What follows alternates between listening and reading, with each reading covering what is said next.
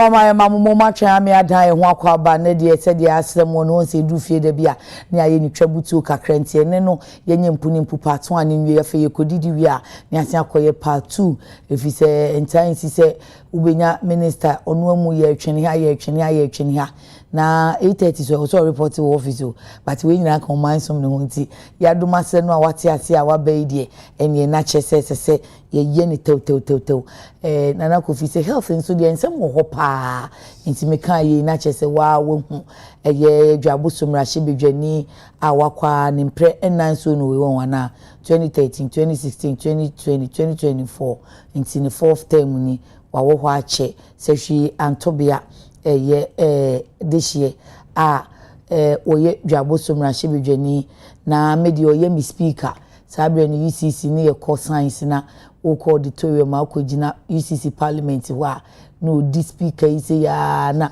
one Pius mo ne Sampine ayi Harold mo akom ko sabre na UCC de pa ye na ye ko market day ye ko com skills ye ko Wednesdays and Thursdays tu kwa no akogina parliament kakra na utie na Mr Speaker inti se meka Mr Speaker asie no se se ayi de ono ne health minister ohwa pomuden sem so amanfo se wa ma health ministry wa ye hye ebi so se ye woni ne krofo etwe direct do ono so say I want to get the work done this week obeka che ye se edwumayefo anesefo a wo mo ye picketing de okoye twoboi no ba wa ma dija mo ye nwom enti afeidie wo manya financial clearance over 6,000 nurses nanka enukra nkenka se ye hia amanfo timunya botre backlog go since 2021 enti no wafa 6,000 o mo maka na anopa isu crash and crash enimu no kane health minister honorable Okuboy ena obi say so far how far with agenda 111 nti ni nyina ye nkomo a anopa yi ye ne honorable Kwabena Minta Akando ebebo speaker akwaba ya mejoso ye dase ya twen wache ya mi akra mi hu me ho sabe o bai me kai sana ke speaker ye hu ba bia mani uti wa akra hu me hu mi a me mane nyo ya ebe ha me kakra speaker misre wa sabe UCC ejina ho ne ye bon continent speaker kitikiti bi no temo na boys here surround no and so I wa be minister so ye hu me hu kakra ya enye Ghana nkwa na ye no ko Geneva ko United Nations ko ha be a surprise visit bebre and se na woni me no se na misi enyini ye no adwuma bia de be hye mensa no be pesa me ye na me ye nyi if it must be done it must be done well and you be committed this kakra na sa wutimi ye dwabo so emra hye be adwuma ne so me free consistency last weekend okay on Sunday we me bie sports complex okay I me share last year me bie sports complex that your division 1 league team ho it me for more than 5,000 to 10,000 spectators. Na mo division 1 league. Yes, all stars. Wow. Yes, me I mean referees conference room baby almost say mo home baby omo dwonso baby come. Ya wie inner perimeter na ya wie omo conferences ya baby aka ne baby spectators ne betra ya be until last Sunday na first match I born also. The church compounds are ongoing, schools are here nti yeah, me free ban omo no mambe hu nkran nti well omo nya me che say kane no okay but na makokakra na me kra wo ka fourth term na fe me say na speaker we school da na me say tabo we school yi there so how wo fourth term yes me wo school ni mu nyina na me ne wo na me Mr Speaker no I was the deputy regional youth organizer for the then Western region for NDC. I see. This year I came in Western and Western North. Yeah. Me na me NDC deputy regional youth organizer. 4 years later na be youth organizer. Bless up 4 years. School no one na kra. That me wo school mu no na me politics. Oh. Me wo school mu nyina no. At the time no that time na me deputy regional youth organizer no. Na how na you do na national Nukes president no. That no a national youth organizer how na you do so yeah. Yes. Minister for education. Na deputy what do you call national youth organizer for the NDC. Ti me ne how na ya adwuma. Me ne Ludwig aye adwuma. Me ne yes, Ludwig. Oh, Ludwig is not also I know sometimes na me substantive. Na me dem ka so your school ni abemo. So at the age of 32, and the height no na ye dey check ni am. At the age of 32 thereabout na me ba parliament. 34 thereabout na be deputy minister for lands and natural resources. That's true. From 2017, 2018, when I'm a ranking member on the health committee up to date until my appointment as a minister. As health minister. The health committee who I'm a chair in parliament. So this is my 4th term in parliament. Sabrina now Sojagu President Akufo-Addo Chimuno. And it was saying. Maybe I need payback, but maybe I need I see. And all of this, Krian so yeah. I may pa. But the truth of the matter is, yet to say, na me wa daje no. Okay. And bibia be replace nte. Basa na wo de name bi gu akwam ma yeto aso. Nti da be na wo mu bi be ba abontin na. O me mu abontin Petra. Me mu abontin is a brand amount for be brand. Petra rice. Petra rice. I know o dia. Petra me. Me hu advert na bi ba me nim say na Petra o is dia. for me and it's one of the fantastic rice you can get. Omo mo tie me mo de bibia enim. Sir. Oh yeah. And say je o dia nti na wo ka. Oh be. Yeah. Naturally perfume yemfa additive bia nka yemfa color yemfa spray perfume ngum da bi naturally no additive no preservative on say mo ni bebre wa dey free abroche ba dey preserve for very long time mo dey ba no my bibi e leaching no ko ba maybe dey nyene sa onye sir that's good da be na odi anim be ko wo fu mu anim you ko unu say if you are program anim wasoma ma me ni obi akwa fom da kra ma na me say abon wa fidi so da. Sir, I think about on 2 occasions. I monitor my farms. Oh, clips in Libya. Yes, I name there on the progress of my farms. On the Libya. Na mono man bini. Ada ba kodo ma fu member bi mo di. Sasa ba okay. Sasa me just over catch why say. So them say ya so ba me defend on fan trouble nti. Ti bi kodo fu na do ma me mo na. Fa mo. Na koko be do koko da me. Okoko me okoko. But okay. Me okoko na me de sha ase. Okay. Me sha koko ase ntempa. But ebe won say hwini anka uni kuku na say o wa mobra nti me koko but dem ye no titiru pa na ekese pa no eye emo no uba jabo se consistency ni mu a ba bia me firi na ntobia e kro bi o hefra ntobia afere kane no na modwuma mo ye pa no in fact ntobia mpo de before se papa nkodi hene wo ho no ni yendua koko ni edua mo nko a o ni papa koyo kodi ohene ho na ama koko ye kosoro wantobia ya wa hwe ya me minister se no me ye be minister shey next for any have workers no wo mo ani bre say na make can say this week na o ma ye say next for no be 6500 afi wonya financial clearance amomo ebisi ya bisane ma yen why na sade no ebro be 13565 no sa no mo maka no da ben ebisu se backlog from 2021 no say over 19,000 bia omonso yenya mfa omo nti omonso e okay ya me da se mechia atiefo nyina enano pai metiase se amanfo bebre Ghana fo bebre na no omakoma ene omani edi apomoden asoye ye emede because a very critical sector I was nyina developing interest room nti for me hu ni say pressure yes okay me hu ni say and sometimes in my life amanfo ni edi wachi sara it brings out the best out of you and I be share Ghana for nyina about to say we will do our best under the circumstances yeah get ye see am na okasa yi health professionals omo wo fie omo wie ntete eye 74,000 people and yet 19,000 okay into your pharmacist so 19,000 in posha all right into your pharmacist for omo wie school omo ti fie omo nya adwuma anya okay your nurse for from 2021 okay 2021 for ofie 2022 for ofie 2023 for ofie 2024 for ofie into omo ofie okay there were other cadres are munyina ofie 74,000 that is the first thing okay now doctor for no my we housemanship na exactly omo aye fa omo last year omo clearance nyina no nyame adaro ma ya fa wonom afi ama omo clearance okaya ebinim issue ayi say omo cost strike yeah ya fa wonom ama omo clearance afi but no omo issue clearance no omo ye be omo issue threat to strike no omo ye be 203 and yes I afa be 773 aka ho omo ye fresh ones omo wi omo housemanship in 2024 so almost like 1,000 nti omo they are all going to serve this country and in fact baby are prioritizing the rural areas okay nti no ya fa omo okay okay now ya ba ye no chene so say aban agi oman in 2025 January ye ni afi ba kokra o your 4 years mandate ye ni afi ba kokra nti ye ba ye de beto ye ne say in the ministry na aban dada no I issue clearance say obefa a nurse for in 2024 election time. Okay. Obefa a nurse for 15,200. Okay. Omu wie ye no my recruit to a nurse for 13,500. Okay. Now say 13,000 say clearance onye kra ta keke o. No bi aka say the more extending there. As a Chinese say see a mouth clearance say for nipa.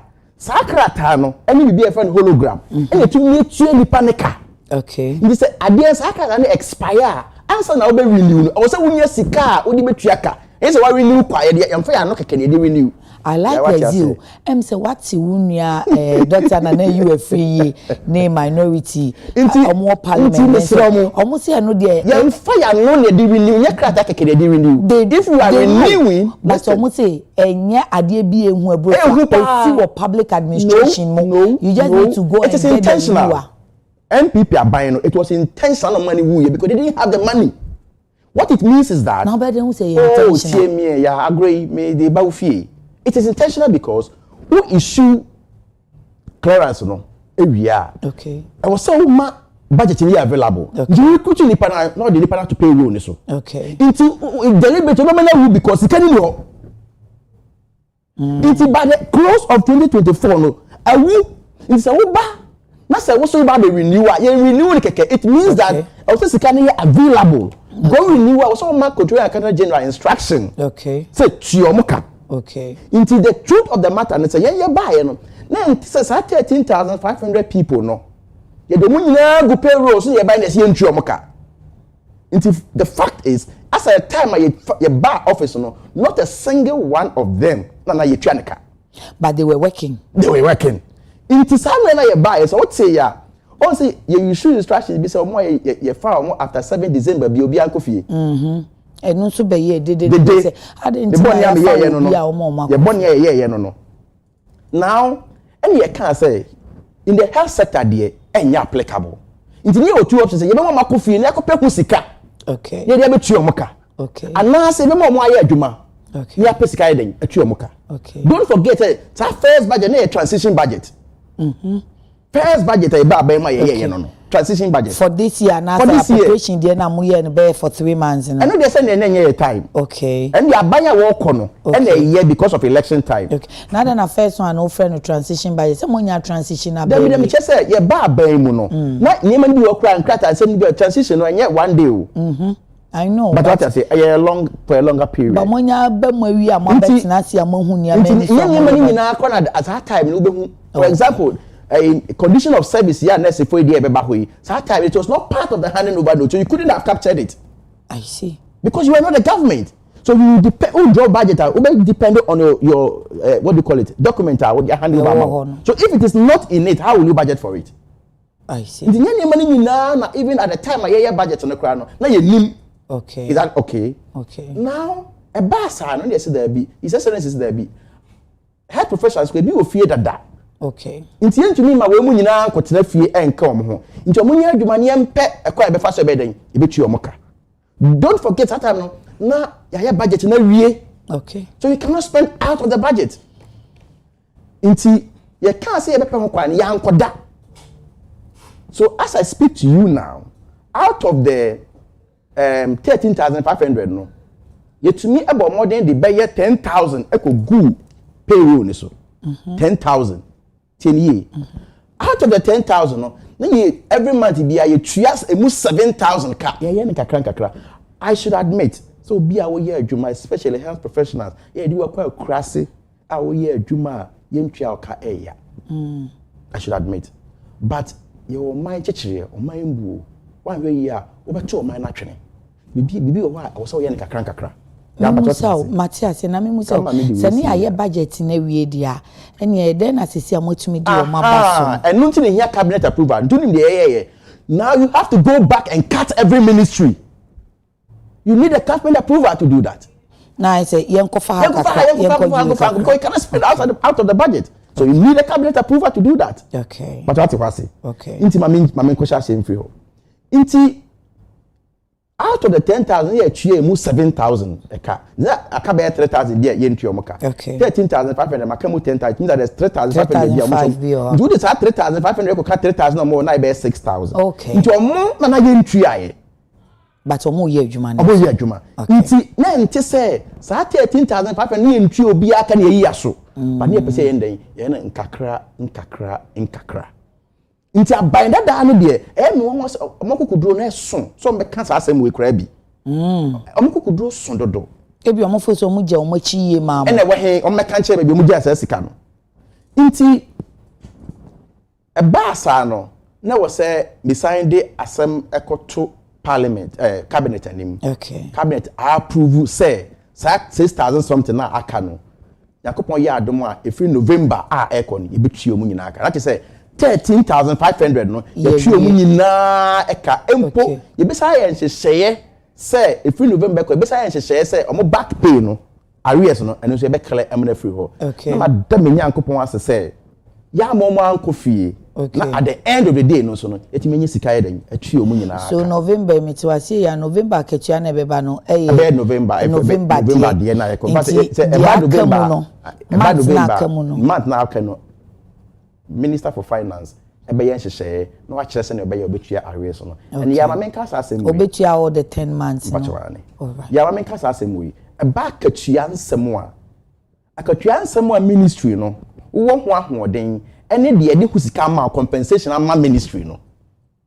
de yam fa ma wo no gira wo ne Minister of Finance na ka ho asem okay uni ho ahoden because say ya allowance say ya allowance say ya danyo yes wo Ministry of Finance into mother ministry no also name Minister for Finance na eden edin sawoso I see ya the man na ye ne kakra na nye no nko a nema ye omugya awachire na nye ebiem ana nka budget ho pharmacist omoye omo housemanship obeti words bi say housemanship ebi say rotation enye bibia me mane hu na obi say medical doctors housemanship ebi pharmacist housemanship nurses say rotation me mane national service okay mandatory service mane hu na bibris national service for me mandatory service and no na pharmacist for aye one housemanship from 2023 to 2025 yentua so housemanship in pharmacists and doctors so how many years regular one to say national service 1 year 2 years okay especially medical doctors no okay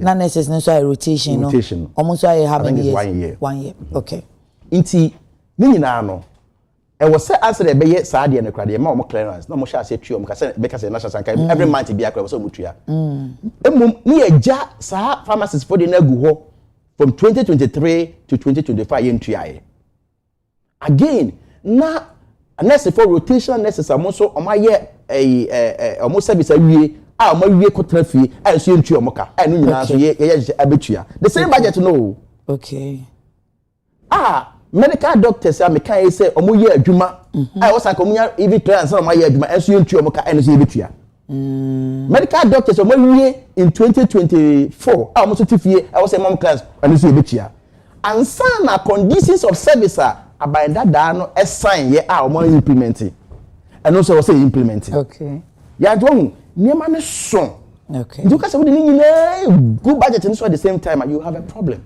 you be come step by step so near odiama ye insisi any July confirmation so be 426 million Ghana cedis bi monya mudi tua 6 months of 120,000 trainees you know there be trainees in there different the year can and omo year juma na afa trainees ne de no so no omo wo school mu si no the year ne say yen jai ngu wo se na bind that no year and again that's another burden on the so budget. They are still going to take the allowance into to see and they are still going to the information am dey ma no you take office no from January to July no mo school no ya tue mu nyina ye na obi aka alawa no ya tue obi a so wote ya mo ji bo ma na mo eligibility so wote ya okay ya tue mu nyina aka aye ne na o vacation a ye ntua alawa okay wo fie okay in the see no ma sha mo ba school ye ba be friend validation ya validate the data na ye wono ebi kra obi kra school no ba biem okay Be a jai. Okay. Until I say every year, 10 days you betray, you say validity data there one, and sana. Yes, I then I shall say betray. Until I'm very hopeful. Say, a bit more argument say, no say. Yeah, no, my member will not be our question. Okay. Quite apart from allowance, now you no timely this time round. No. Again, nursing trainees, and the same moment be a friend, no fee stress. Into Caneno first years now, I'm call 2024. No mutual between 5,000 to 6,000 Sunday after. Because of the no fee stress, and they say I'm mutual about 3,000. Oh, I see. But what I say, the tuition near the end they are buying for Nina. I see. Into no so a idea. Quite apart from that, you buy no or more forms now. What's more to number in and so but say price now. So these are some of the things that I can assure you, and I'll tell the truth. In the Ministry of Health, Nyankopon Daroma, your work rate. Any given the timer, yet a year Juma from January to this time, near my I'm very, very much impressed about that. That's a good one. But sure, many thoughts why health minister was asking me, said the Awoka say, Ukrainian no fee stress, package in Ibino. Ebia Castle, university for Omoji no free the tuition fee first year, Omoji student loan. Until time then so ye say, nurses and so. Omobeji loan na eye nkomo a omani ye nyina ye dia wa kire wadwen ebi mu kire madwen nkomo a wosaga na nyina ye di say enye me minister of health me nkoa me metra nka say ye twem but why penny a wa share no o sha nkomo no eguso so yema alawa ana omo nso ko loan so ebeboa so uti ya his excellency John Dramani Mahama, that was his position. Okay. Before campaign 2016 elections. Okay. Until I can say, Naka, ye allowing for near replacing with student loan. Okay, it's argument, Yeah. But at the time, it was not popular. But Yakupa Daroma now it's becoming popular, especially so. Abra, yema no fee stress. No. Now, yeah, they are upgrading a lot of the nursing training colleges into a tertiary level on their degree courses. Okay. So, yeah, degree courses and you'll be university or degree courses. No, student loaner, now it makes sense. But it's not a policy to be announced on UTV and you're breaking news yet. Say the why but you ever come back to Omoria Juma year for months, maybe 19,000. What's ya? Okay, camp various health workers Nebuma 74,000. And even if you're projecting it by the end of 2026, and maybe that's one of my problems. I say it as it is. At the end of 2026, you bring additional 23,000 at the home. Abeka 74 no. So the entity being free money 74 no said the mafe e be free money na. That be free 74,000. Yeah, but 2 years. Because they make them buy na recruitment na koso dada. Ya fa omo dada. And you pay sika kutua. But we would omo chance e be recruit you. Exactly. Until 74 no. By the end of 2026 23,000 mo be wi na Abeka home. By the end of 2027 35,000 Abeka home. By the end of 2028 47,000 Abeka home. Now come Abeka home and you should any nhihye bia say you bet so ana you be ya metubi mama to den nhihye no ya metubi bia sa na wontimi nye bi. Exactly, fantastic question. Nti say ye bi. Okay. The ye say aban senti ye mawa ye di jawa na ye di asoa wo. Okay. Na de ya na ye ne say ye magana fo nyina ehu say how we ni ya beto the kwa we ni ye fa so asolve no bi ati ase no bi gina kira wankasa na be kreti o how no.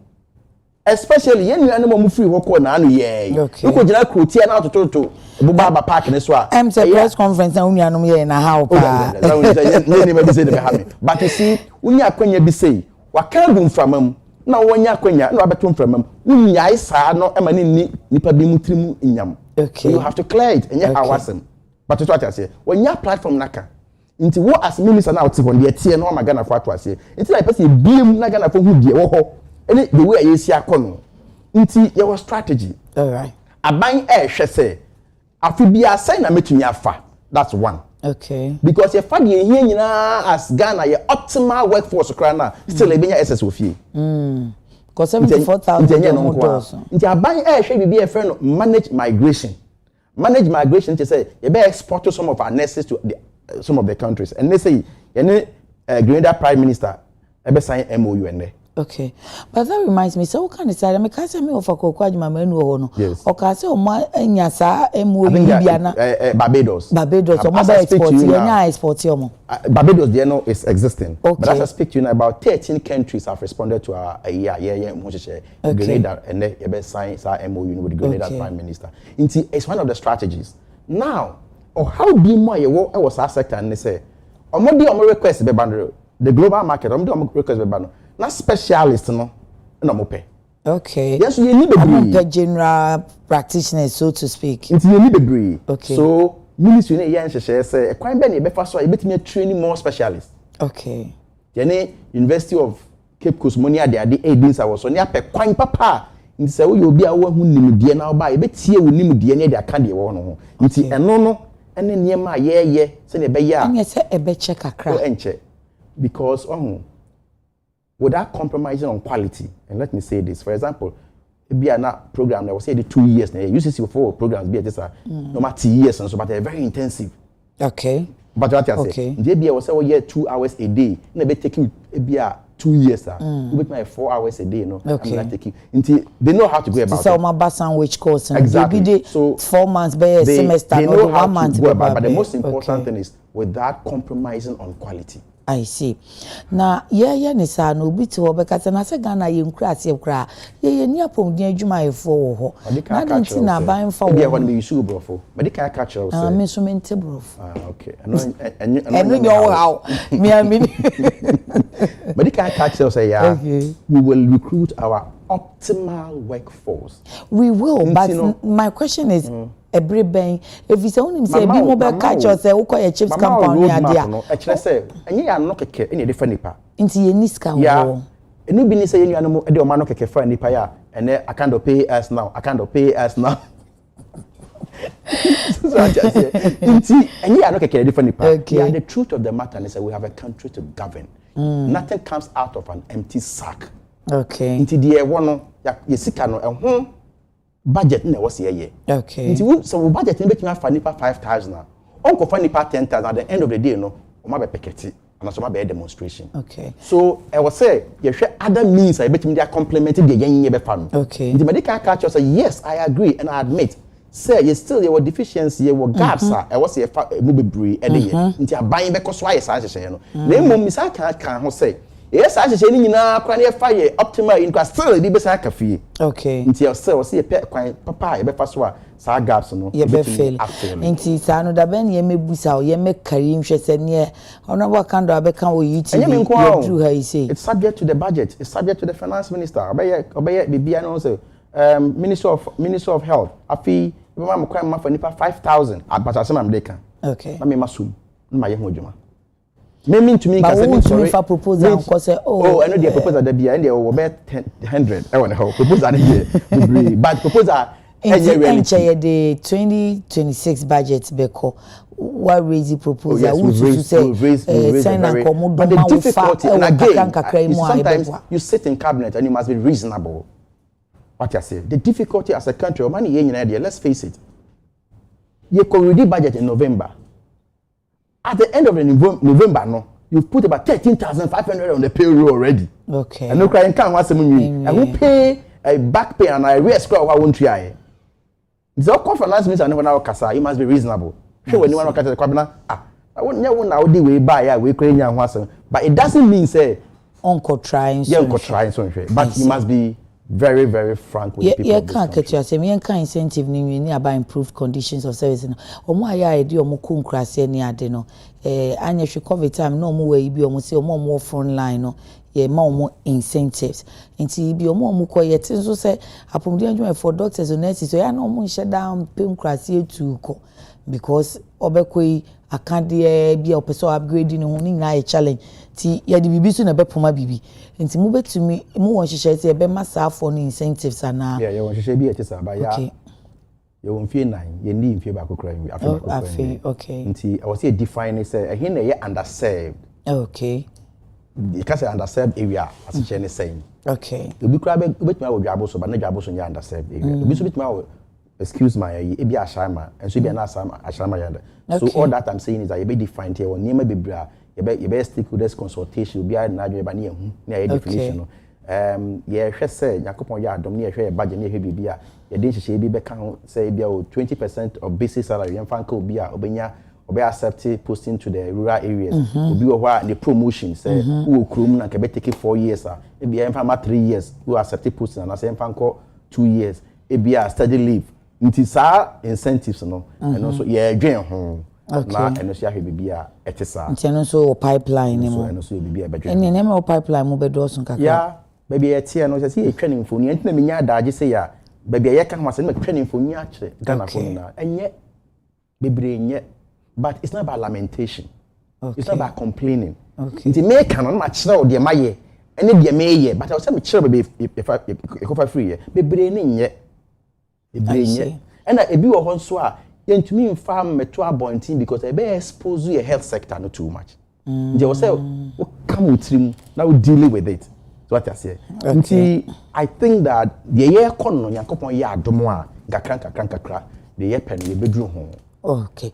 I say come hama care so asem so ebe. Ye be kind so because yen shas ye wo beginning of the year improved conditions of service nurse for no be nurses and midwives association they buy so abandada no gitu mo implement no o ye kokoasa onso awabo ma no ho ba afedi ase waje o makwanti mfinti utim se ahyase no de na eye den ma wo ana ya etieche hu ni say minister afedi oba ye ncheye o receive fire pa na usutu awo mo na unua mo aban government is continuous. I agree with you. I agree with you. Yeah. Sankana emra anke bia o mo ye. You see I don't have a problem say obi a wa ye adwuma na you see odwuma ye for efata na ketua. Okay. So what I say be no problem. Na obi ono abonwura na gu ho na wo prepra no. So no mumba na oye ne ho say oye angel a eno de also magana fo nyina hu say oye Lucifer oye angel. So you be to sa condition of service we. Okay. Na e wo say you implement it and sacran sana ya ba office. Nti ye buy no na e wo say ye no mo translate di nkomo bebre behind the scene. But again yes I will implementation what you say implementation tue sika condition of service na ya gia tu no mani nya adwuma mani nya adwuma ye ba nya adwuma keke utua ho sika ndi sa amre se bia na nya sika sem nko an ewu na sika sem na most of them sika sem na na catch them say oh ya budget na wi nti ye nya abotre na bia best case scenario no ye nko media review budget na ye hwe akwa be fa so be chi accommodate Yakopon Daroma, can you not want to see it? In fact, my discover my talent to be brave. I'm for remind him, send me a farmer, but I'm a proud farmer. Yes, I'll see on no crown, so a farmer, and I know the church and that's drama king, and that's what it is. Drama king, dear,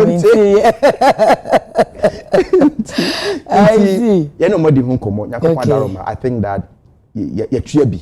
Oh, much me Chiabi. Nti yeguso ye hwe nkakra especially in the 2026 budget in your beko benkum ti just a fair wages and salary commission for and lead this conversation ni hwe ekwan ya befa so mo befa so mo betua nyese mo tia be review whatever was agreed on whether you su ye ni say I was say the ebe agree bia no acceptable to both parties na sa no de unu amudi kan agree no na nya acceptable mo tin tua sa ko tua ko so na emra they make the account say because those times some you say na meeting so catch you share 3 times after the buy out budget mo yeah unimme asamwa mean to mean defend na menka and aba make an crash right from the one the positions is sign so any budget ni ntie nto ye boase I have one catch over budget. There were a binum crowd we had to go through the back door to resolve it. Okay. Yes. Yeah. The menya kebe me de be ma ho an as a minister for health. Nanka de nurse from doctor for opinion almost anka wouldn't I be a proud one? But uko finance minister ho bia na ye ma se no nkwa na. Udu ohu ani ma na ye ma se no. Okay. That is it. Nti Yakopon Daroma we yes ye nyina ebeko benkrom na yetimi ayi sa na ma no fi nti no so ya de ebeto ya be ya adesoa de ma yen ye beto even condition of service even the medical doctors there are no say omo waiver be crash omo import cars na enya no kre. You know what? Omo ko charge because the car waiver, umami waiver yen ko charging against my budget. Waiver ya waiving my nephew. Anti aban can so omo waiver. Ebra ko charging against the ministry's budget. Anti bi our waiver ma adwuma yeni no ba ministry no mo be fa. Very waiver. Enu ye waiver. Enu ye subsidy and enu ye dey. Nti ye won nema bebre o wa health sector no ye ne workers no edi hu kita hu ye no ye be fa so a ye be handle ni nyina. Okay. Nti I believe say the see ya bad obeti dede no. Okay. Because obi a adwuma bia the conditions of service were very aggressive about it. Rightly so. You better way, especially akatu obi a yentua the can de no. So it's normal. But you a leader, you must be resolute. Okay. I would dream miensa. Ministry in your personal property. Decision be I will take is it in the interest of the larger population and answer there be.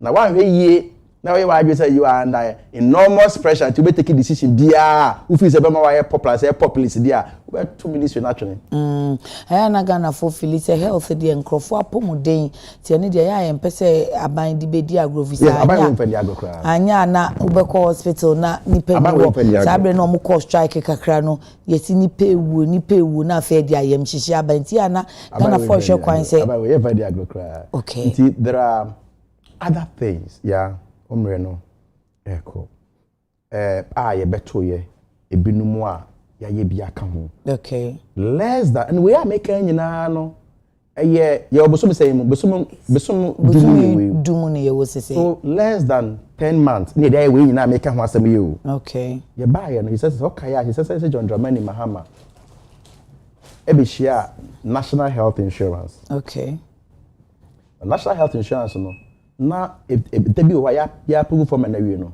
especially around 2022 you ntua bi kra a claims no you ntua ba kra okay this ankomo we have some applications nti na claims sabre na wo position na claims number okay is that jumbo my buy no first na years ya one couple it is kebi e benya no national health insurance levy ne fere nyina nkogu national health insurance ni okay nti ya one couple national health insurance enye no kra kwa na ye asem de no anka allowable period e was say when tua claims kra enye hwe 3 months so okay what this ankomo we are as I speak to you now every month you tua claims you beto e ka be 600 million you tua no nti arrears bia ni obia o say de ka na claims asem ho oh enne me no ka say service provider bia o say de ka no I am directing you so original officer ko and national officer ko na no among call reconcile. We are paying, and as far as a minister of the sector, as far as I'm concerned, the minister responsible for finance every month. Inesika say infantry service providers ka. Inesika me betra ha nka because service providers nso ye den 8 year. Nti any backlog. But of course, ebia once a while no say system need to be jump obia after abnormalities it may happen. But box to say bia facility be over 3 months 4 months yentua meka. Nti yentua dey promptly. Okay. The wie ye no eno entin koda. The wie no less than 10 months. You establish another fund. Okay. Ya me no kasa yo man mu ya re eku ye pa say from non-communicable diseases. Pressure, hypertension, diabetes, cancers near the ade. You see am no kasa ya call parliament akoye mra omanpanyi de nsa ahase ya appoint administrator ya inaugurating board ya shase ye adwuma the first patient requirement conversity no ye adwuma say for true we ye dedicated towards the funding of non-communicable diseases. That is the Mahama case. Okay. Nti enye no nko a ye in the health sector and especially some medical care no ye ni bebre na ya concentrated the specialist training no so e won kran. You see an aban be buy mu to ko bako e be training obi ho. I see. Oko e bia wa e be training bi ho, oko ho e be training, they be decentralize the training no. Okay. I no so e be me den e be me sika me dey support sa de no.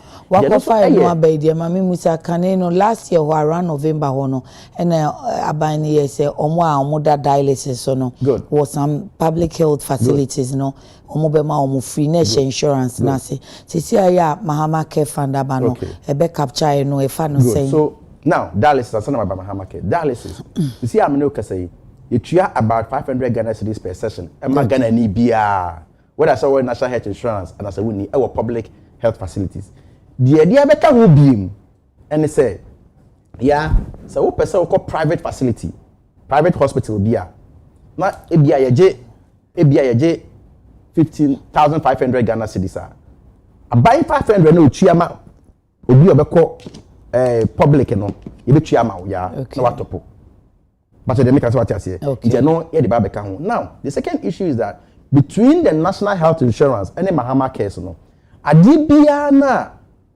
national health insurance cover that no Mahama care enko hobi oh okay the enko buy no and they be cover okay for example adibia ma ye hu say cervical cancer for example na ye ade a ekum ema pa ada me hu statistics no me ye mu share me you say every year about 3,000 new cases in Ghana alone out of the 3,000 no emu 2,000 ewu until the mortality rate is very very high the aban ye you say you ko sha foforo okay na ya prevent it okay but what I say until nkola na omodi 9 years HPV vaccine no until nkola na omodi 9 years to 14 years no the ebe ye ne say you be vaccinate wo but it comes with its own theories. How are you going to keep the theories? Theories ne a very conspiracy theories vaccine die ebe bia theories ka ho the meshe amanfo born say mamuntie sa theories we okay or say you who say Ghana yankofa bibi e poison family yankasa ye ho abra FD ho ma test countries for fashion in fact ya pilot crowd Ghana have between 2013 to 2018 oh I see so what I say na sa vaccine we so no sanka as an individual akoto aka ne boarding pa okay in fact e be cost between 1,000 to 3,000 Ghana cedis.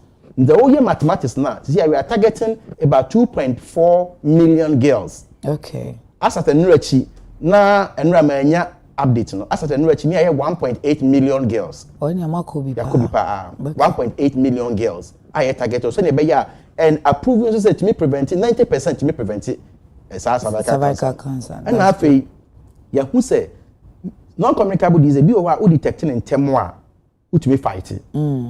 Nti ye expande bibi ti cervical cancer say ye expande machines are which in their screening okay early detection okay nti ko ba bi ti say kolebua ya bi wo ho okay tell say father roma o ma boa yen bi wo kwa e free okay say we also ya bi wo ho okay ko temela ya bi wo ho the expande so the be ya early detection no ni nyina towards the fight against non-communicable diseases. Insurance dialysis are free health insurance health insurance so uko public absolutely free oba private so you be capture the tuama obi okọ public no that's one gasa be top one no top okay and yen famra Mahama care fund so yare bensa na capture what can cancers near the how communicable disease how can one assess that fund okay so that fund no afi na ya roll out and say okọ hospital na ye diagnose one kasa want to mean diagnose ho no correct ye diagnose na if you say uhia moa obe apply okay to the fund okay fund ni be hwem say no kra then the fund no ebe direct you to a facility and this time right it's not going to be business as usual we are going for results okay nti ebia facility 1 and ya bro patient be 10 ni e fee say omo ayare hwe na omo ayare sa no enko yi a ye mfa mra obi okay so that say baby e be kwa e be nya results no e be review facilities no adwuma okay they are results oriented okay nti say ebia kolebu na ya bra wadwuma say hwe nipa be miensa na ye rate no say na esi ko no na ye a ye be koso di amount but ebia UGMC if you say ho no e de ne wo soro esen ebia ye be skill towards UGMC but for example na mema but what say no mo wa bedwaku o mo be yes assessment na claims ni o mo be hwe so be hwe ni mo the private health facilities be like insurance age private no yes babia ye be kwa ye be nya results no who go there the private facility cra and be make results na the fees no and the charges no reasonable because I buy fund it's reasonable why not until we mu nyina no and ade ba ko a ma me tie in this one ade ba ko ye hu ni say our journey towards universal health coverage and no ade ba ko a etwenye eba akire cost obi o wa oni sika kra na o de be ko hospital yeah or yare obi o kra or hypertension ba onim obi o diabetes by onim nti bibi e dey ba ne say by next year be introduce ya di hu dwuma say ya free primary health care nti obi a so free primary health care no ye hwe two angles curative and prevention nti prevention no ye be sha sia screening crofo ebinum be kwa sorry mu ebinum be kwa mosque ebinum be kwa market ebi a mobile clinic bi no mo test amanfo BP o mo test amanfo sugar say e be ya e betimi detect yare no ntem ne betimi aso ano ansa na agi no mo free he eno ye we call it free primary health care. Free primary health care no enya dey be establish a parastructure bia the funding no ebeko national health insurance no so and na the implementation no ebeko Ghana Health Service. We are developing insurance na be fast no na Ghana Health Service implementing no entity no mo share brand ye from primary health care for na we yin mo for no mo ye be she mu kana de bi o wa be hu say be boot bi ye de kosi market ba bi e bi o wa ye ne pharmacist for no so no pharmacist for no so be din sa wo so say okay munye screen ni bi so ma ye nya data no nti ni nyina no e be a concept or a component of the free primary health care. All right. So what I say, e bi o wa well-being, ye be ka ho, say be amafo be chenche mapom, e bi o wa education. So on be ko bia chips no ye be mo motorbikes, am be ko nkrasin no akobo yare bi no mo hu dawro. Bu e be bo dawro hypertension, kwan say lifestyle, so we ni say diabetes say be a cancer ni nyina no be ka so this one nyina man for year and Ghana service year that it is ongoing ma hwe hu say bibi lucky wo mu nti na mo feel say say ye emphasize han the man can free primary health care na free we are national nti what it means is that so now when you be a subscriber to national health insurance so benefit we no unya bi but what we are bringing is that we are subscriber as for the primary health care na there you be free and even to start with that no you who say most of our health facilities in the whole country and I'll say it as it is equipment ye dey adwuma ho ye lucky bebre and then omo kan adwuma ye for no kraka nti wo also magana for who say dey me beto ye ni o nya na create here ebi on so omo bro from say obsolete oka health facility ye dan no mfidie ye dey ye adwuma no nipa ewo mu mfidie no so editing man pa nti ye wo ekwanya ye fe bibi retooling ekwanya ye wura doma ama mamu yi so no wo se ye mfa so ne retooling retooling no the last time I hear major retooling as far back as 2014 and a year retooling. Na say enche dan fa niam enko hospitals in be say. I see. Now you sure say unua mo be ba be challenges how 2014 tie ba no. Ya nye say o man fa equipment bia anko health facility bia mu. Me say major retooling. Can now retooling na ye man call from pa. What I say. Now what we are doing is that as part of the free primary health care no you ba be retooling from CHIPS compound to let's say the district hospital level. There are health centers near there I work from no. Ya ban be pesika na ye de aye sa de no. Now ade ba ko bi ma ya ye hu ni say obi hu say aban be to equipment dia ko hospital bi no. Eseye a ye se ye hwehwe aban e ma na de sika ba ansa na be ye ni ye. Anasa aban be to foforo se no kan obsolete ni e dia ko replace. You say and so no, you see a pe kwan enye sustainable. Aban beto bi de, but this another policy a ye dey ba. Aya sha say di hu komba, a obi a hu kwat o che na adwen. Aban say, you say the private sector dey bam. The private sector be ye nie. We ya, na eni wa ko contract. E wo me fan say rich hospital a. Wo the equipment nyina ba be good rich hospital. And no kire say mo be ye adwuma ho na be fa wo, aban na be fa wo, lab technicians na dey nya aban na be fa wo. Wo di abaye ne say what the equipment ba begu ho na eseye a una abeye bibi eni a una abeye ebi I say replace bi so a una abe replace but what you say na no me ti obi argument no ka say won't it make health delivery expensive again you say bi ma enso ndi e ba say be ya and now say individual bi dia nti no ne bo nko ye den no you say e dey ba nie baako ni say you be subjective fees and charges no to the tariffs na national health insurance for AGN no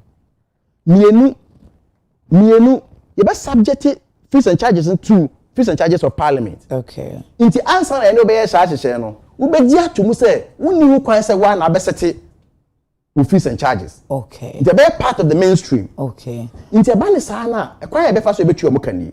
Inti aban enkoton fidie ni ade a cha na say ni ade ni bi wa ha. Inti e di Aboso district hospital di ba ma wa. We provide equipment here nyina the Aboso district hospital. Okay. Inti ye ni say we ni ho. Now, e kwan e be fa so e betu akani. Claims na facilities the hospitals and the bad national health insurance be no the major components in be miensa. Okay. There were consulting services no one in your medication and your diagnostics. If you need any diagnosis no. Okay. This diagnostics no you find part of the claims ho. You be my vendor no. The auto fidie ni buy. Nti sa no na me bisa say ono no ye be use fidie na tua ka ma na be ye dia. They are we say build transfer or pray to say build or pray transfer. Ye use fidie na me ye be dia. Fidie no ye be paso a ye be use no. No the sa claims ne kona akogini sika e national health insurance. Na mum ye de be ka ho ne say ye benya another profit sharing arrangement with the facility. Okay. In the profit now about declare no facilities now one our client on my bibia now ultimately what you there should be a profit sharing arrangement with the facility. I see. You think this is the best deal amobe to me enya magana? Say me feel say in my humble opinion no me feel say to me ye we near year abeboy because yeah you don't want to know this. You see a pisika as a country near the major retooling I been maximum impactor. Yeah, read my lips. You've been here not less than or between 24 to 30 billion Ghana cedis. And I buying this as how are we going to put all this on one budget? It will take us maybe brief. Okay. But so what the private sector respond to? You can do this within 2 years. Okay. Now the you retooling kra na ye ni says ke na unua okuboy wonu abetina ye wo hwe wo see anti agenda 111 no akosi sen. You see I am 111 say ye nuanom MPP for etiminya sa akukudro we. It's quite sometimes me dream ho amentiase. Sir okuboy no to hwe. Yes, but you see I would advise them say okay positioner obo ho adwa kakra. Now amafo kon omafe wo ne asema wo ka no. Mama for mfinomu hu say asem na mu odu na de wo ka no udi ka na wo ka. But I said, bibia be so at a point in time, no, obi am fa serious bi. We free abanu no ya. Agenda 111 time when the chart say yeah agenda 111. Agenda 111 shall say from 77 hospitals okay. Okay, COVID. And that's about 4 to 5 years ago. Let's give it 4. Okay, 2020. No, let me admit that. Now adia went to me for 4 years. My for 4 years and now. Adia want me for 4 years aye no. What's it then? Omunka say obisa anawna boko bonya sana. Wait a minute. What is the progress? I'll tell you how far. His Excellency Nana Dankwa Akufo-Addo. I catch the Ghana phone nyina. And so that's why I'm saying that yenja may be be monka than the MPP for no. Especially when you have been a minister before. Hey, you have been why you want to come and say you have been part of this health sector for 8 years. Whether you were a deputy minister or you were CEO for or you were national health insurance or you were a substantive minister. So you see, His Excellency the President the catcher and say, answer no be handed over in 2024 no. Obe completing all the 111 hospitals for us meboa. As at the time you were leaving office, not a single one of them was in operation. And papa na ba His Excellency John Dramani Mahama ba say, I was say me tia say what I am inheriting because usually a major intervention like this I also need to be a very dedicated sources of funding. Okay. Because you free one NMS need some project be or and on the be or na a 10k project be a loan, it be or a grant. But we know ja buy na call the futum say you give for say you den your copy sika de be den I continue our project. Okay. You understand? It was me say what I'm inheriting. The first instruction was that auditing the whole thing. All right. What everybody. Auditing we outline how we are going to deal with it. As I speak to you now, auditing very soon, baby. Yeah, as I speak to you now. And I tell him, say, I'll tell you, but I have to explain. We are auditing. No, yeah, you don't tell me what I should say. No, but Unia na bisa wa sem say. Wow, hey, if you pony. Usi minia said you buja no. Obi aye na djuma. Yeah. Inti as I speak to you now. The status of Agenda 111 ni. Oma spend $400 million. Not a single one is completed. For real? Yes, $400 million. $400 million. But no, I'm person me translate you to because I don't know. Say unyaka not a single one was in operation. I just say ba kokura mfitiasi anye adwuma.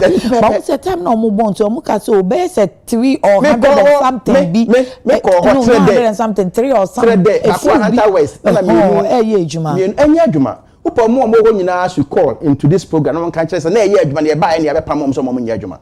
They should call in. Yeah, but I'm not the regional minister will call back who Kumasi. Yeah, don't drag this. So I'm not dragging. But see, my understanding is minister of the sector. I'm Minister Oh, minister, there was some 6 minutes or something. Can you imagine? Because you are going for a meeting. And no, I have time. You have time. We'll sit here. I love it. We'll sit here. We'll sit here. I don't catch on a book. Oh, no. Just passing through to greet you.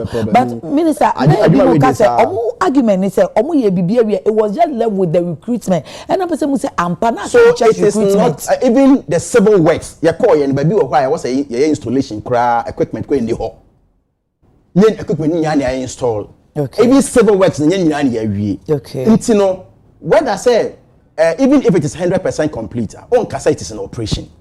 So let's be very careful the terms we use. Now Nkoye say, oh, na amafoko hoko gia ya rehwe. Na yenye bae no, and ya tum.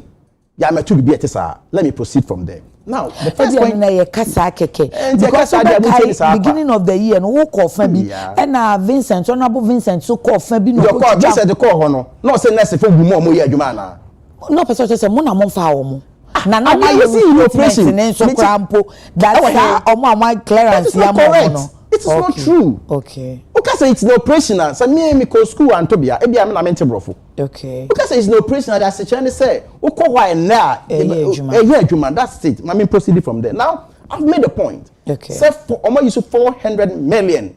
Not a single one of them is in operation at the moment. No, budget is almost the same. Fantastic. Now the catch money and can rolling in faces. So 400 million. So you rolling in faces and can make my computing more than 20. 20 per their own budget. What you say? Inti no. You see, I'm not say. Apart from 400 million, a car I that 1 billion Ghana cedis. After the $400 million. After 400 million, a car I see. And also 1 billion. And yeah, you know what? We need more than 1.4 billion dollars, not cedis. Yes, to finish the Agenda 111. So what was the actual budget? Actual budget, at the time, no, almost say about I think excluding the regional hospital, it was about $1.7 billion. Dollars. His Excellency John Dramani Mahama say, yeah, audit. Because the Ebano and Yagro, the preliminary report I have, but sometimes the idea one dear parents say, I mess now will fix no. No baby. Don't person painting picture be say, now buy na when ya now buy na wa abandon. Obi ababa mu do 1 year so abandon bibi. For example, minia Okuboy. We enkrani. You have you've been a substantive minister, you are deputy minister, you been CEO. La General Hospital. How many years? Are you for real? Okay. La General Hospital. They can't so ko bu mo dying even before 2020 elections. Ko bu mo dying na before 2020 elections. Now, La General Hospital, they are fast to see what the equipment need the whole in the bomwa. A 50 million euro contract. Not 7.3. Out of the 50. Yes. Oh, we made that so. Now you are jumping to high moral grounds. We have to it's now I'm a call site. Because I think the completion rate is about 30% complete. So and that's a long way to go. Yes. And yeah, budget. We are allocated about $130 million Ghana cedis okay. to 8 this year. And we are processing, as I speak to you now, our finance, I know community director na di hu komo aye process am mom dia to adwuma no so endu wan ya dia wo want to me amfa 4 years amfa nye no now who your press conference say can you imagine I am scandalized.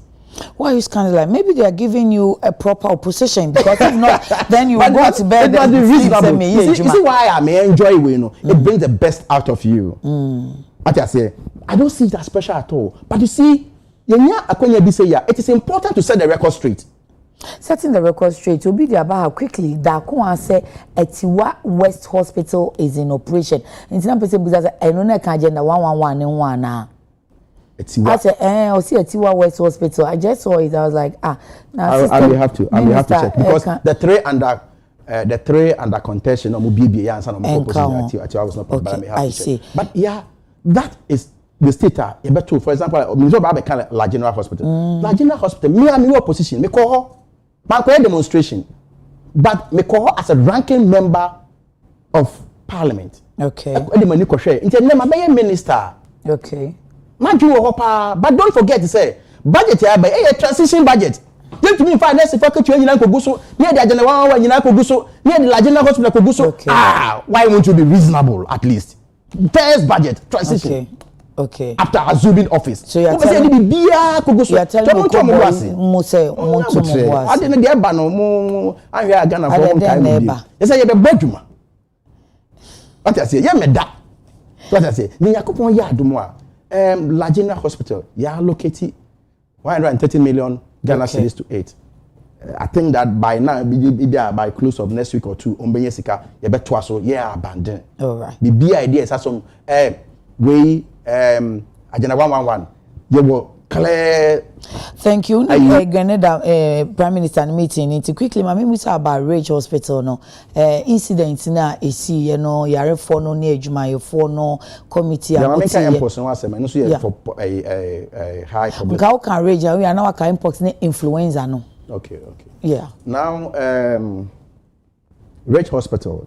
Some Buhaha near the you know health sector there maybe ABCD will be interested, but what I can say is committee net and no more the recommendations by here SSR recommendations no you be implemented na the asumduaba me style different also style different. Okay. Me minister me office nko the surprise visit the me say they now you're in opposition to call it no tie call lift in a year juma there now opposition copy surprise visit. So me buy is one of the first thing me mom procurement so amount for. Okay. But once I'm more tough from say I'm more crap for. Once I'm more tough from making sure say anytime be other than be say be on be fix it. Okay. Nti more tough for. Okay. Me no more I ho adwuma. Nti me call field na me call me surprise visit na. It's not because me person me expose obi. It's not because any boni ye muntra. Obi better office no assume obi na go for report about no they take a decision. Okay. Me there. Me person me call I'm a first-hand information. I'm a grassroots person. But me I field without doing a surprise. Tell them that's I'm coming. No. On be prepare. No, my baby, come. That's not the reality. Who the opposite no. Will you be happy if President Mahama pays your surprise visit at the ministry? I'll be happy. That in my ministry. That no meeting na vice president na nimini. Man carry say no mo fi so. Okay. Yes. Say dey about the person that you support in your monitoring there be a surprise now the okay but you what now you say me call St. Joseph Catholic Hospital Koforidua okay a charge for facility okay me call medical superintendent annual meeting the annual conference the may no me fa ho but before I go there mom ko catch you say me there me fa ho. Okay. Depending on what I want to do. Okay. The surprise visit no, major, but that is my style. To catch you, what I want everybody to know is no matter where you are, even at cheap compound, the minister can be there at any given time. Okay. To be improve upon the perception Ghana for at the end of the day, time it is talk of perception. No Ghana for Philly say negligent so in facilities not too much. Yes, now I said they cover their own. Into so being from so doctor, nurse, so pharmacist to lab tech being from so ma obiwa. Yen kama wonte okwa ajojo any ade nso yare nti ube miawa no sade no so yen report bi etisa yes, set up complaints unit. Ne, baby or why I say, oh, telephone numbers and bobo baby until be person cancer more or befa telephone number no afre, obi wa suggestion box no watch no don't to mean trono so no. Nti ayadea nyene manya na metumi de agum from am. Oh, yeah, kasa ye introspection. Okay. Ye loku ye hu odam. Na de omo ka fa ye ho eye no kore no ye bisa ye ho questions. Ebi onye nyina so na ye no kore. Sa looking doctors and nurses ne be wo mbia na stakeholders. Your time any doctor for ne be share ye buy ye ni unions share ye ne hospital akodo ni share ye ne doctors no e share bi wa from medical superintendent bi wa district health directors bi wa into consultation ne ye eguso every day. Yeah. Nti ye feel say we will get there gradually because suit ne ya also. Me ka a car ministry no ebo when it comes to lawsuit you jump out of your seat. Now no public accounts committee hospital kolebudi no yete and what I want everybody to appreciate and say I'm the minister not only for the health sector minister for health for Ghanaians and minister for health for the professionals. Okay. Nti baby I also make a case for them. I will do that. Baby I also defending the interests of Ghanaians as well. I will do that. But I know feel say employees, doctors, nurses, midwives, sometimes they want you to take a stand with them, but you don't. And say, employer no betray the employee. No. I mean, the rage incident, they felt like you should have been with us. You have to marry it well. Okay. When I come out of cabinet and I'm meeting my employees, when I'm here government, so I must defend government position. Okay. Now, when I go back to cabinet, when I'm here nurse, when I'm here doctor, so I must defend them in cabinet. They are not there to see. Exactly. And no, I don't need them to see. You understand? One fast I and say with him. So when it comes to the patients and the nurse or doctor, why now be? As when who say the nipane kano no kure wom. Now it's against the patient. I say we defend. I say the one million can be mano. Okay. What I say. They also well yeah. At the end of the day, the patient in the client. Money was some. Oh. Me no more yeah behind the closed door meeting. Now me church no more so. Oh yeah. To be very honest with you, I saw a lot of things and then yeah. But the way later it came out, yes, let me it was as though minister was there. Until I make actual no. Until the way you know. That particular incident. Me call emergency for na maybe some what happened. Nah, according to more nipa we NHS say, oh, nipa ne buy no man fee no na bed the crowd or emergency ho and so mu jai mani wui to make ho kobisa om. I'm so no cre o me hu empty bed wa na mum na obi afre amudi ambulance e di nipa eba. Okay. So there off the screen me catch am so oh obi aba beto there and then. Save that person. Save that person. The free quiet so no bar you manage. Enter some ran they didn't come up. Obi auntie. We are called down. There was this medical doctor. No, so taking me through. But not me say na the fool. They make a comment be. My dean, the video my dean my son meet no. Until make a comment be I. On TS say we are SCA and they are taking it out of hand sir. Not so really the machi. As a more so. And you member honorable for Tamale Central and Tamale North. No, see my friend. I don't know about any pew. Now, I say one TSSA. Now, me bobo no. Until we were going off the scene. Now, me kono no told my name actually. The medical doctor. He was talking on top of his voice. So you know how I work.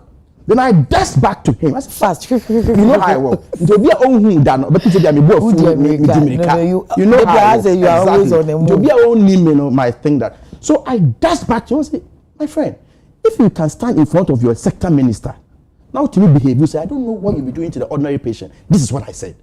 That's all you said. That's all I said. So when I heard that they said I should apologize, if for nothing at all, that man disrespected me. It's my friend, the leadership of the Ghana Medical Association. That time here aqua safari. I mean, no more times. Where lies inside was the patch. If you're a leader, but they also patch. But make be another patch. Let's say we need the worker. We need the way. You don't need like that.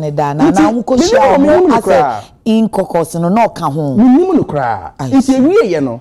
No, me tell some almost demonstration strike near the identity of Mopek. So, oh, yeah, you answer so pay who I can do their own carbon. Until the able to me money.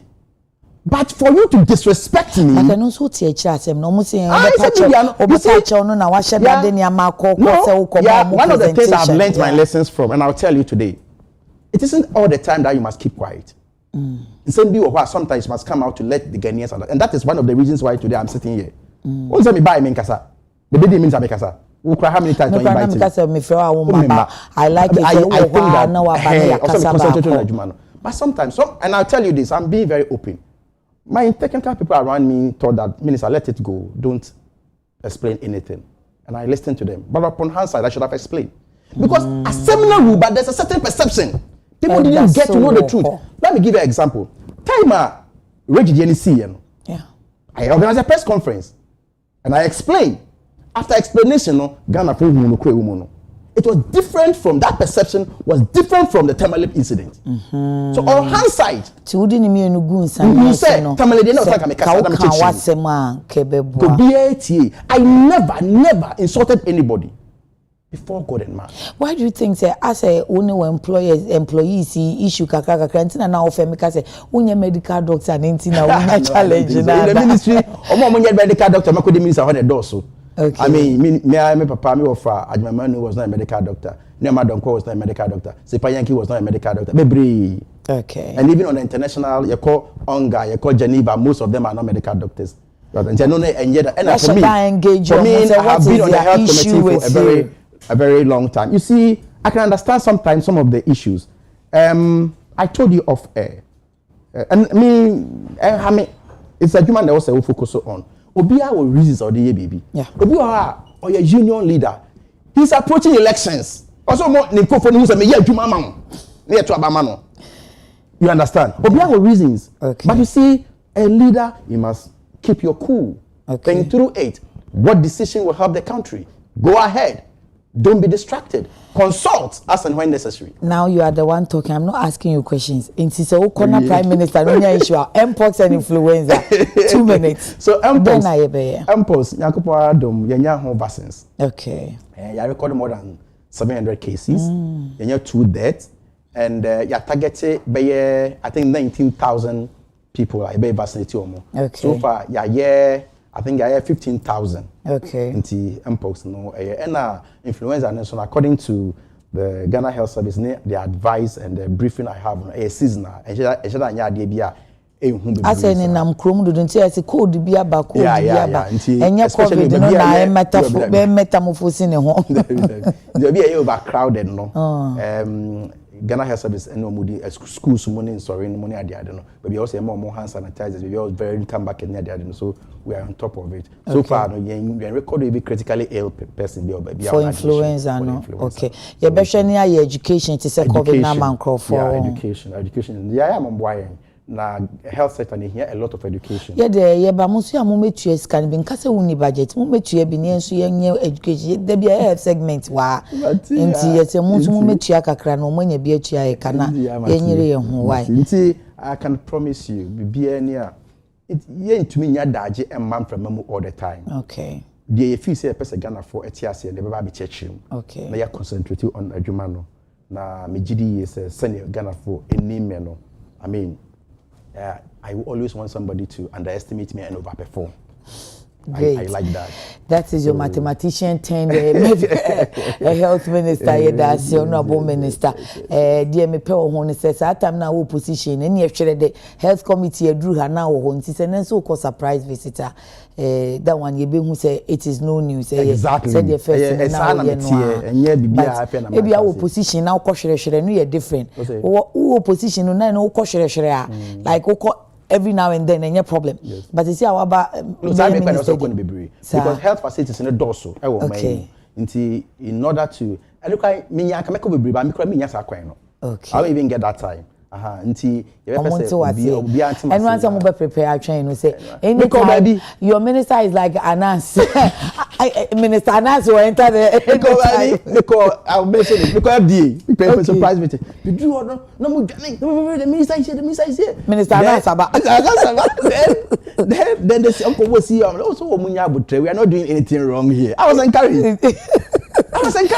So man who say ni paki to so man why you panet obo minister Anas but minister that's been great. Now I feel you share January ya now hospital see na your honorable Vincent so nam fein na yen hu bi mu anti na waba no aye ni je pa. Hopefully we'll see you again. Minister for Health Honorable Kwabena Mintah Kando Dwabo so MP ojina momo manfo ho no mukuani UCC Parliament Speaker enano peye ni na bompuni part 1 no minim se obenyanka owa nanso committee mfufuro nti we mekura maboa no owie no ne mekose ya wa mama di abro me time handless. It is not me. You saw how he was enjoying the conversation.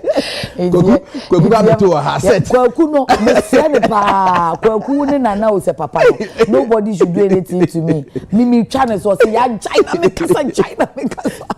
into the Nsroma or appointment being Tianka beto asopa. Daniel Huabasisia.